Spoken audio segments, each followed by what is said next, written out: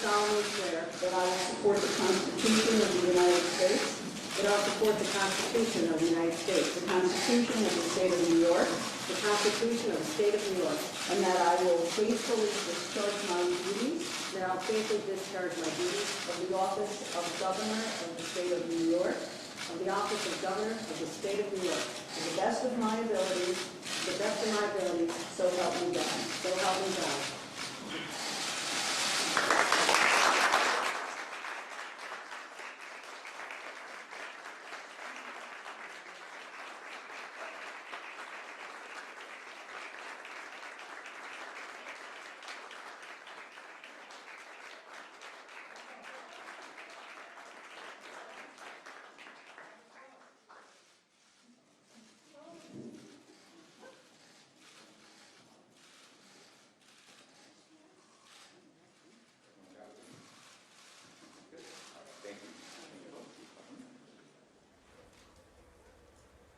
All right, there you have it, being sworn in, this history-making moment. We saw Kathy Hochul take the oath there, becoming the very first female governor of the state of New York.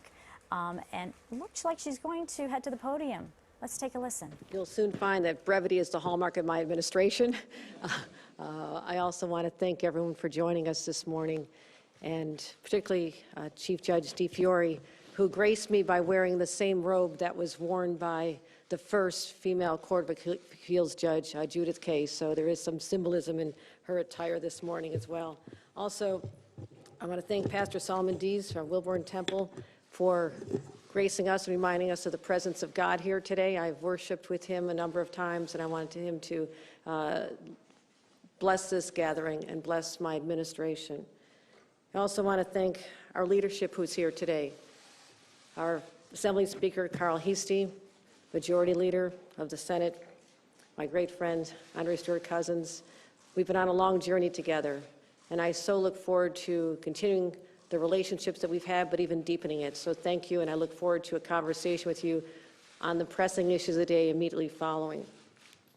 And of course, my family, my beloved husband, Bill, who's been at my side for 37 years, my children, Will, Katie, and their beautiful spouses, wonderful people, Matt and Christina. I also have a large extended family here, so sorry to you in the back. I came from a big Irish Catholic family with 6 kids, but I do want to acknowledge my parents. My father's here representing in spirit my mother. Dad, I'm so honored to see you and that you could make the journey here today, as well as my siblings. So this is an emotional moment for me, but it is one that I prepared for, and I'm so looking forward to continuing the work we have to do. To that end, I spoke with President Biden last night to talk about a number of issues. He pledged his full support to my administration in anything we need. Particularly, I thanked him for the support we've received from FEMA and others in terms of cleaning up after Henri and how we were prepared, and I'm going to continue assessing the situation. I do want to thank the people whose lives were disrupted, as well as those who responded not just to that crisis, but those who continue to fight on the front lines as we fight this deadly pandemic. I also want to thank the hundreds of thousands of state workers who I have such respect for, and I look forward to letting them know that I will represent them with my heart and soul as well. They are the face of government in many, many communities, and I have my utmost respect for all of them.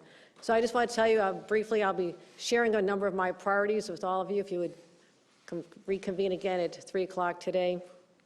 I'll be also talking about how we'll be combating COVID, getting direct aid to New Yorkers more quickly, and changing the culture of Albany. And that's why I'm looking forward to a fresh collaborative approach.